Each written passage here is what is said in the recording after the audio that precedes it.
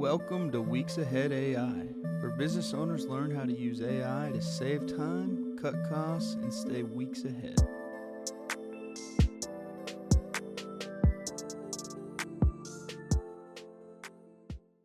Okay, we're back.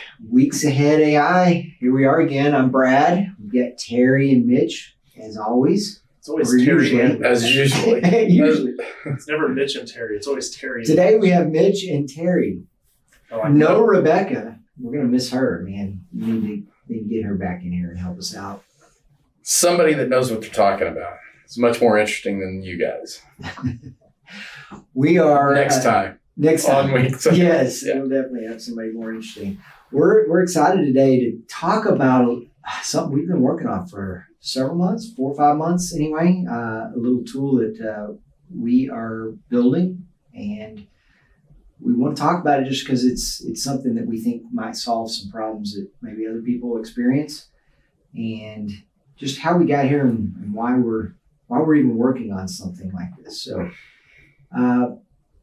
We kind of noticed as we started exploring, especially in ChatGPT, right? We were running into a challenge, one particular deal Terry and I were working on together, where I'm in ChatGPT kind of researching and thinking about this problem, which was a legal issue. And I was kind of working through, okay, in this situation, how do we handle a foreclosure situation? How do we handle this legally, and thinking about it that way, collaborating with it. It was really helpful information. Meanwhile, I didn't even realize it. I was doing the exact same thing. Yeah. Right? Down the hall, doing the exact same thing. Very time sensitive. We had to, have this done by noon that day. And, we're independently working on the exact same thing. Yeah. Great idea, guys. Yeah. Well, that was kind of the first, for me, light bulb moment. Like, I wish there were a way that we could share this chat, or I could be in here kind of saying, hey, here's the thing I'm working on, or the challenges we've got. And then you just kind of pick up and see it and start collaborating with me in the same thread. We were doing kind of a copy and paste situation, right? Hey, here's what mine said, copy, send it to you. You might upload it and kind of collaborate, work with it from there. But to really be in it in real time together, obviously it wasn't something that existed. And ChatGPT may get there, but it wasn't getting there in the timeline we wanted to. So we thought, well, what if we built something that helped us do that? And that wasn't the only kind of issue we saw, but that's where this journey kind of started. Yeah. We're calling this tool Relay Hub. And so we're going to talk a little bit more about that today and kind of why we're working on it, some challenges and things that we're hoping it solves for us. And again, if we can work it out and get it to where it's really useful, if we want to share it with some other folks, we just might do that as well, right? One of the other things that we kind of realized potentially, and we've talked about this on previous episodes, where there's maybe some security concerns of everybody being in their own, using their own tools and not having any consistency of what they're using. And so that was another thing we thought, if we have something that we feel like has the, right security in place, everybody can be in there. We can rest assured, hey, everybody's using the same tool. We know what security is in place and take it from there. So I guess, Mitch, you probably can give a better explanation of kind of what we're trying to build and what the tool is in general. Yeah, I think I would describe it as a kind of a multi-agency AI platform for enterprise solutions for businesses who are trying to unify knowledge and people, and then have the ability to take advantage of different AI models. But at the same time, you have this overarching kind of direction that the business should be heading at all times. And you've got the ability for the CEO to influence the information that's coming out of the LLM. Mm-hmm. As the leader of the business, you want the business to go a certain direction. You don't want it to go only the direction of engineering or operations or sales or marketing. You want what's best for the business to lead it. And when you have your own, retail version of Grok or Claude or ChatGPT, they're really designed to become your best friend. Yeah. And tell you how awesome all of your ideas are. And then you end up just kind of fighting with each other on what north is. And so we wanted something that when you build it, it's going to take you in the direction your company wants you to go. So if you've got a 90-day goal or a 12-month goal, you can analyze every chat on, is this actually taking us further away from our goal or closer to it? And then the ability to share the chat. So yeah, you can send a chat to someone right now from any of these platforms and someone else can continue with it, but they can't send it back. Mm-hmm. And so you have no idea what conversation happened in between. Right. And what we want to be able to do is operations chimes in here, sales gives their feedback, quality control comes in and gives their information to it, and then marketing says absolutely not, or this is great, and here's the information I had to add to it. And so it's really, how do you eliminate, one, no one loves meetings, I don't think. If you do, there's something wrong with you. Two, they don't love email. Three, Slack it's another cool tool, but it's just, you get hit from all these different directions. So how do we really let the people that are really good at their job, like if you're an executive, you're there for a reason. It's not to answer emails all day. It's not to send Slack messages all day. It's to solve problems.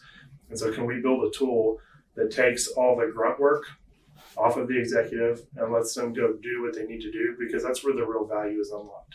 Mm-hmm. You know, you're paying these higher end salaries, 300, 400K a year a lot of times. You don't need them just sitting in front of a computer responding to emails. You want them doing and implementing.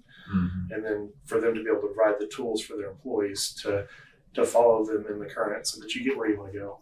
Yeah.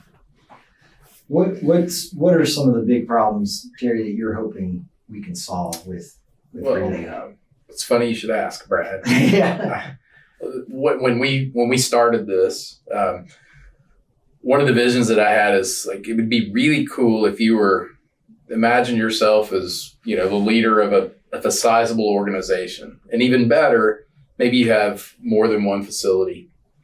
And so if I could somehow, or that leader had the ability to sort of demonstrate their thought patterns, mm-hmm. or their belief system, or their vision for the business, and they could convey that and have that overlaid on every single conversation that happens. And so it doesn't matter how many levels down an employee asks a question, they can get a response that is essentially straight from the CEO. And I'm like, man, that would be really cool, because so many times your message gets lost. And what's the little game you used to play where you whisper one word? Telephone. Is that what it was called? Telephone? What is telephone? But if I said it confidently enough, you'd run with it. But. So, but the point is that the message can get watered down, or it can get, misrepresented. And so I think this tool provides that ability. Mm-hmm. So you can essentially build some kind of your standard operating, your SOPs, right? Just like, this is the way we handle this situation, or these. This is our response. Right. These are our non-negotiables. So every answer that you provide to every employee under this roof needs to be in that context, mm-hmm. that these are our standards. And so that to me is really cool, because with ChatGPT, if we have business owners listening that say, hey, we don't allow AI, yes, you do. I promise you, your people are using it. You aren't controlling it. So we met with somebody recently who said, yeah, we don't allow it, but everybody has a computer in their telephone, right? Right. So they're using it. They're not going through your network. They're going through the cell network, but they are using something. And they're putting your information in it. More than likely, unfortunately, they are putting your information. And the minute they put your information in there, it has the potential of being shared with the world. Mm-hmm. So I think that's a big thing that it solved. The just overall collaboration. These tools have been really, really cool. But I think even the open AIs, the ChatGPT of the world, they will tell you that most of the use of this is on an individual level. These people are people are using this as a novelty, or they're using it as something to solve a problem they personally have, a thought partner for them, but it's not as heavily used in business. And so I just don't think they've really explored the idea of sharing that in a business setting. Mm-hmm. So I think this product that we're building does a lot to do that. And the kind of the final thing for me is that it's solving, you literally have one source of truth. And so you can lock this thing down to be able to tell it, I only want you to learn my business. Right. And here's the box that I want you to play in, and it's got my information in it. And that's, every response is to be limited to those documents that we provide. And that's not how, people try to use ChatGPT, Grok, Gemini. They try to use these tools to, solve a business solution for them. But the truth of the matter is it's using information that's out there in the world. Yeah. It's out there in the world. Whatever Reddit says. Reddit is a big player, right? Everybody seems to care what Reddit thinks. Mm-hmm. But in your business, you don't want to care what Reddit thinks about it, right? If Mitch is the leader of that organization, what's important to you is that every employee responds with your values in mind. So right now, running with that example, Mitch is probably kind of the bottleneck. If that's the situation, I've got this problem or this situation going on, Mitch. How do I handle it? How do you want me to handle it? I've got to come to you. You've got to think about it. Maybe you've got to sit down what you're working on, respond to me, or get back to me the next day or whatever. And so there's this kind of bottleneck of how do I handle this situation? And so that was definitely one of the things I felt like. Another thing as we started working on this, like and you mentioned it, let's get rid of that bottleneck and get that source of truth out there. The way Mitch would handle it, now I can go and say, I've got this problem. What should I do? I think the biggest thing you're hitting on is consistency. Yeah. So if we have a client that has a problem, when we go back to the dog food days, right? Your pet food, you have a customer that calls in, has a complaint. If you have 20 customer service agents, what you really want is the same response from all 20 of those back to this consumer. And so I think this platform allows you to be able to do that. Consistency is key, and you can control this system to get give consistent answers. So as we've gotten in there to solve some of those big problems that we were experiencing ourselves, like there's got to be a tool. And by the way, we've looked at a lot of tools, right? We've tried, kind of poke around and said, maybe we should try this, maybe we should try that. And don't mind talking about some of those, but what we were finding, at least for us, is we weren't finding one that solved all or most of these problems we're describing. And so it was still going to be really, just lots of bits and pieces of ways of handling these things. And so once we kind of got into it, we probably started adding a few more key features and ideas and thoughts. Where are we at now? What would you say kind of some of the main key features that we've got built into this Relay Hub? Can I also, just on that same thread, you mentioned earlier interacting with multiple LLMs. Will you make sure that you hit on that as well? Yeah. So what we've noticed using all the different LLMs is they've all got different strengths. You've got some that are great at sales and marketing. I mean, ChatGPT is probably going to be the best there because it's got 350 million users and it's interacting with them daily. So it's got a really good sense of what people want to see and how they want to communicate. And then you've got operations aspects where, hey, maybe I want to incorporate Claude for something that's going to be more related to accounting. Or if you're doing coding or engineering, you want to use XAI. And then if you've got just a huge amount of data that you need processed, you might want to use Gemini because it's got a larger context window. And so most of us though kind of have our favorite. Like I'm sort of, I've used multiple, but I still keep going back to the one and it's, for me, it's not even, it's partially that it knows me, it's got that context. Sometimes I'm just comfortable with the interface of this one. I know how to kind of get in, and I know what kind of response I'm going to get here. And so that's part of the problem we're trying to solve, because we're all creatures of comfort. And when you have everyone in your business trying to be comfortable where they are, that's where you start to have problems because they start tailoring it around what's good for them, what's good for whoever they are in their role. And so you want to have the right LLM to support that role so that they actually do get the best information, not just the information that they like to see.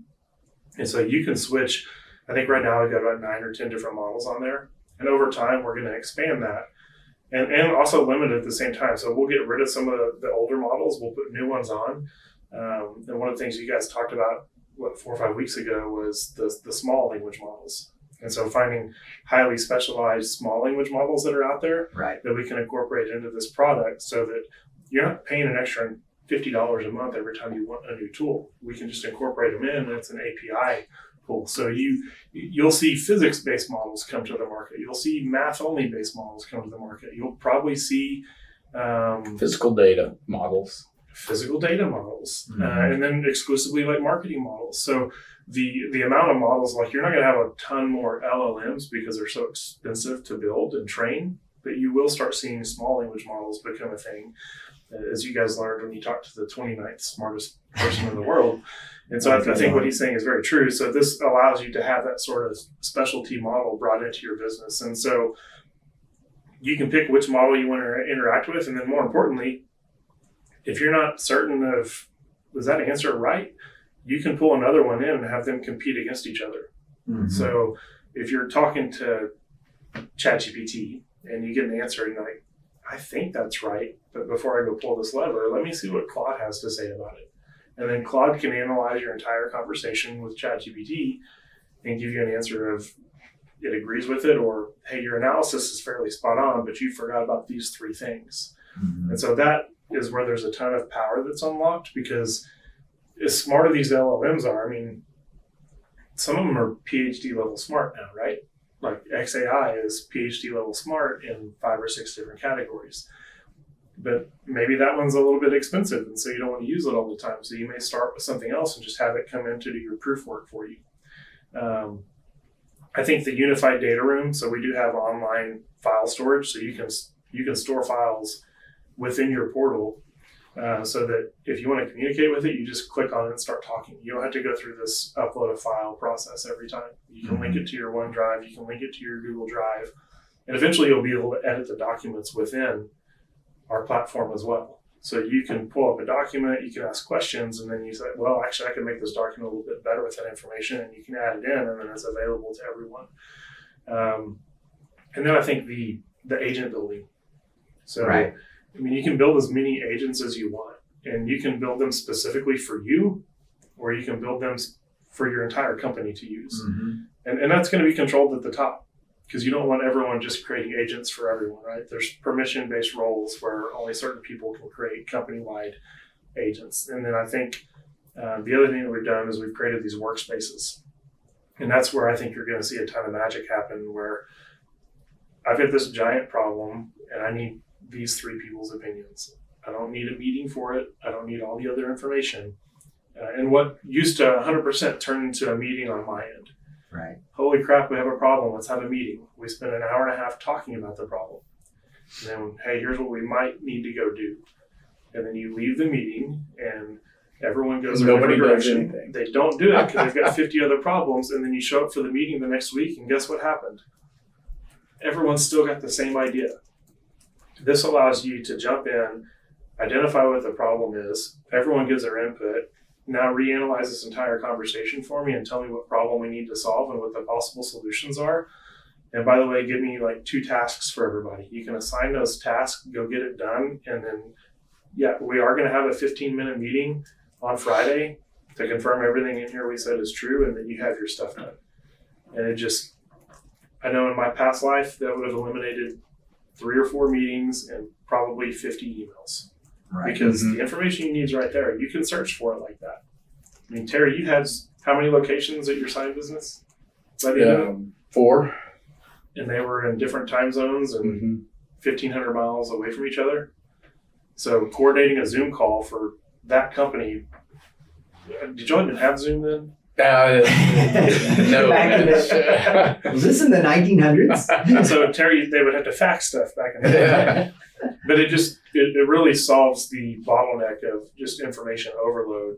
it helps you get an answer from a really smart digital brain that knows your business already. So I have a question for you guys, and this is totally off script here, but I was in a business today. Is there a script? Okay. Yeah. I was in a business today, and the question came up. Humble brag. The guy said, we were talking about a completely unrelated process-oriented discussion, and he brings up the fact that says, hey, AI. I said something about AI, and he was like, "Oh, AI. I don't know about AI. I don't know if I trust AI." And it caught my attention. I'm like, "Tell me more. What do you mean?" Well, what he was describing is that he was asking ChatGPT to do something for him that was a very specific business case, and he wasn't getting the result that he could trust, and so I had to explain to him that, hey, when people say AI, they don't mean ChatGPT, or they don't mean, Right. If you have a very specific task in your business that you're trying to accomplish, there's a very low likelihood that ChatGPT or Grok or Gemini is going to be your solution. Right. Is that fair to say? So, Yeah. So does this tool that we're building, will that help solve? Will that be able to incorporate AI into a very specific process that he is wanting done? We've talked about our financial analyst tool, and in this case, they're wanting to track productivity by employee. Mm-hmm. And so I'm thinking that this tool, Relay Hub, could really be. Well, I think something. what's really, we did, like I was going to mention that last week, we sat down with Rebecca, talked about that tool that we built for her. And it was totally a standalone agent that was built outside of this, this platform that we're talking about, Relay Hub here. But Mitch, you've kind of gone in just experimenting in Relay Hub. Can I rebuild that same tool, that agent within here, and had pretty good luck with it, right? Yeah, no, I mean, you can train this to understand your business, and that's part of the benefit of having it dedicated for your business, is because you're dictating what information it uses. I mean, Terry, this is one of the things that you wanted early on was, and you showed me this when you built your first custom GPT and blew my mind. And it was, you would have it cite the online sources that were used during conversation. Now I think it may natively do that, but part of the beauty of Relay Hub is like, we can just turn the internet connectivity off. Yeah. Like, we can turn the browser feature off, where it's not going to search what someone said on Reddit or on some obscure blog somewhere. This is going to be verified information that's crossed with the parameters you give it. And so if you're in a highly specialized industry, then what you would do is we would customize Relay Hub for your industry for you, so that you're getting the information you need that's applicable to what you're doing. Mm-hmm. So, yeah, I think to answer your question, we certainly expect and hope that it will do that. You'll be able to build very specific agents to handle very specific tasks. And that can be, like Mitch was saying, that can be shared. That may be just a tool I need and I'm the only one that needs it, or there may be 15 people in my organization that need it. But we built it the same way, and it's used consistently across the board. Yeah, I mean, think about how many times, if you're an operator, someone asks you a question, well, I need to go check with my CFO. Yeah. Why? Like, they're going to go look at last month's financials or the last year's financials, and they're going to give you a breakdown and an answer and walk you through it. But you're beholden to when they're available. But if your CFO every month runs the financials and then gives you a very detailed interaction within Relay Hub, like his conversation on the financials, and tells you, here's the guidance I would give you, you can literally go to the workspace he's created for you, ask a question, ping him and say, hey, check it real quick, because then he can jump into the chat and verify that everything's true and say, yes, good to go. And by the way, I might recommend adding this. You remove layers every time. You're just getting straight to the source. This exact same gentleman, and this is another example of what this may be able to do for us, but this very same gentleman also had explained to me that he had written a process for something in this business. And he's like, look, I could take somebody that has never done this task before, and once I give them this document, they'll be able to do it. Yeah. And so I'm like, that's cool, Now you can take that, you can utilize AI, and you can never have to talk about it again. Mm-hmm. You know, Yeah. And they may have read it the first time and I'm thinking of like onboarding a new employee. I don't know if that's this situation exactly, but let's say you want to onboard a new employee and you've got these, certain customer service protocols and SOPs that you want them to understand. And they may read it once or twice but now if it's stored in continuous. here, yeah, it's continuous. And if you need to update and you want to change something, certain administrators have the right to change the way we're going to address these situations. But now it's not just me reading what it is that you say is our SOP, but I can ask you a question, right? And interact. Okay, I understand that you're saying we handle it, but here's my specific situation that I'm in. I'm dealing with this customer who's got this problem, and what do I do? And it's taking that information and then, would you like me to help you write an email to this customer? Yes. And it's crafting it the way that we want it standardized across the board. Have you ever heard a manager say, if I've explained this to you once, I've explained it to you 100 times? Mm-hmm. That happens. That really happens in organizations. I've got a great use case for it, or a great example. Like we built one for our dumpster company for some of the tractors we bought. And you would think, well, let me just put the user manual in there. And you upload the manual in there. But what was really key was we interviewed the technicians in that business that came out, and they spent an hour showing us how to use the equipment, and if this, then that type of process that could go wrong. And so our guys can open it up and just say, hey, it's making a squeaking sound. And it'll reference the manual, but it'll also reference the engineer's discussion when he came out to talk to us about it. And then they can test it, and then they can go back in and say, well, actually, all we had to do was adjust this bearing somewhere. Mm-hmm. And then, yes, the next time someone goes in there, it may say, per the manual, it's this, but also last time Luis went and checked this piece and this component and changed that part out and it worked, so you may want to check that. Mm-hmm. Mitch, talk to us about, because you're the kind of the technical expert on this tool and maybe in general on this between the three of us, but the thing I mentioned earlier about security, and because that's a big thing that people are thinking about. How do I don't know what to bring into the organization that's safe and that everybody can use. So how can Relay Hub solve that problem? So a lot of that is the agreements that we have with the LLM providers. When we go to source the API key, what we do is we get one that doesn't train the model. And so it's not even going through the retail front. So there's two different security risks at that point. You're going into ChatGPT and you're also going into OpenAI. Mm-hmm. And so they're training both of them at the same time. And if you have employees coming in and they don't have their settings selected right, you're just giving them free information to use, and they will. There's lawsuits with all these companies because, prior to this last year, they were just taking anything they wanted to. And so what we've done is we've got secure measures in place that the information you put in doesn't train the model. And then secondly, you're also going to have your own database. So your information is not crossing over with everyone else's information. And so if you want, hey, give me an export of all the conversations I've had, then we can send that to you as a company. And then I would say, lastly, Brad, by turning the browser on and off, that also has a little bit of impact on the security feature as well. Mm-hmm. And so we've got great engineers that are working on this, and most of their life, all they've really done is security. Like that's been their main focus, because if you don't have security, what do you have? And I don't think in our business we think about it probably as much as, but we've had conversations with attorneys, with bankers, investment bankers, like these kind of people that are really dealing with secure, or confidential and private information that just can't be floated out there. And so before they jump in and their organization jumps in, it's got to be locked down. The thing I would tell most organizations out there, though, that's really scary, the more comfortable people become with these models, just naturally, the more the easier it becomes for them to just share confidential information with these models. Yeah. I've seen it in the last year that I've been heavily involved in this. I really see people that, a few months ago, you would have never shared that document. Now, all of a sudden, I think everybody's doing it. A little bit. Yeah, I think everybody's doing it.